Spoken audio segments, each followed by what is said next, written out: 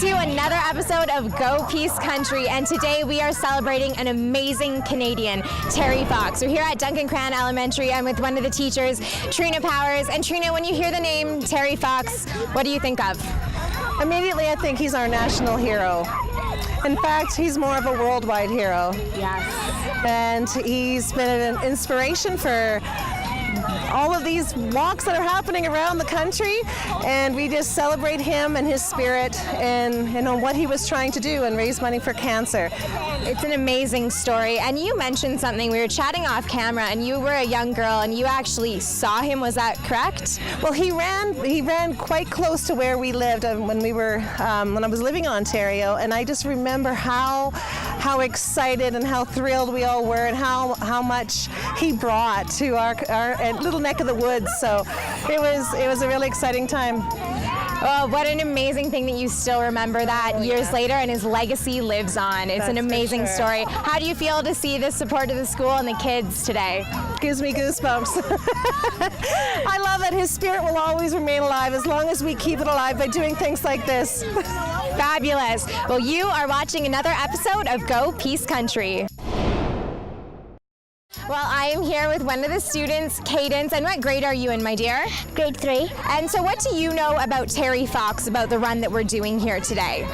That we're going to try to raise money for Terry Fox run. So I'm going to see how much you know about Terry Fox. This one's a little tricky, but it's kind of fun. What are his parents' names? A, Rolly and Betty, B, Thelma and Louise, C, Tom and Verge, or D, Jack and Diane?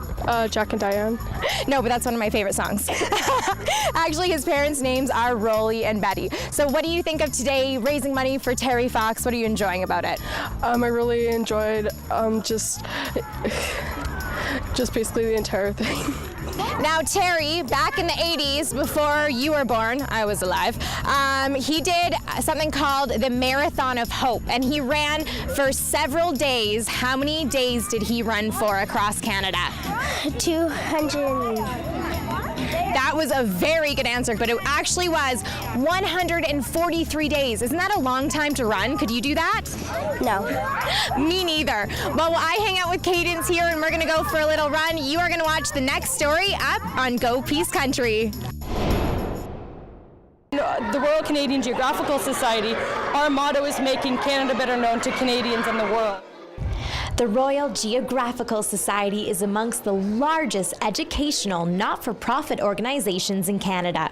In hopes to educate our nation with geographical literacy, they have partnered with the Canadian Association of Petroleum Producers to create this lesson plan here to show the energy production and transmission in our own country. The energy production and transmission is our newest map, our newest giant floor map. We actually have 4 circulating around Canada of different themes. And how fitting for the debut of the energy map here in the energetic city. It shows pipelines, natural gas transmission lines, but also the renewable and non-renewable production facilities and how it differs in each and every province. The unveiling of the map at Duncan Cran was no accident, Sarah told me. I spoke with Christine Todd over the summer. She is phenomenal, and I like to think of her as an energy ambassador. And one thing led to another, and we were able to actually launch in schools for the first time this map in the energetic city. And this big map allows the kids to be more interactive and walk all over parts of Canada and swim in the ocean and check out where the how energy flows through Canada. Vice Principal and Science teacher Christine Todd knows the value of energy knowledge, especially here in a region that produces such a high volume. Kids actually have experiences, maybe their dads work in the oil field or they see some of the oil pipes, and so they have a good understanding of energy. They have seen wind farm in Dawson Creek, and so now they can actually see other places in Canada where this energy is. Where are the wind farms in Canada? Where is nuclear energy in Canada and hydroelectricity and where it flows? Well, along with the energy portion of the map, these kids are also learning just good old-fashioned geography.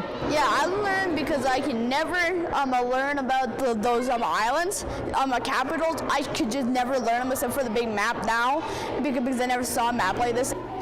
Duncan Cran is also known for their energy-conserving efforts. Tristan practices 1 hour of no power. It's important to save energy because in like 100 years we won't have none, and then everything will just crash. If they go home, tell something to their parents about what they learned. Actually, they're bringing their parents here tonight to see the big map. To me, that's great. We're involving the community's learning too, and the kids will really remember their interaction with the map. But for my personal opinion, geography is everything. It's what is where, why is it there, and why we should care. And I always joke with people, I dare you to find something that's not linked with geography. And again, people think about it, and then I've done my job. For more information and how to get a map at your school, you can visit www.rcgs.org.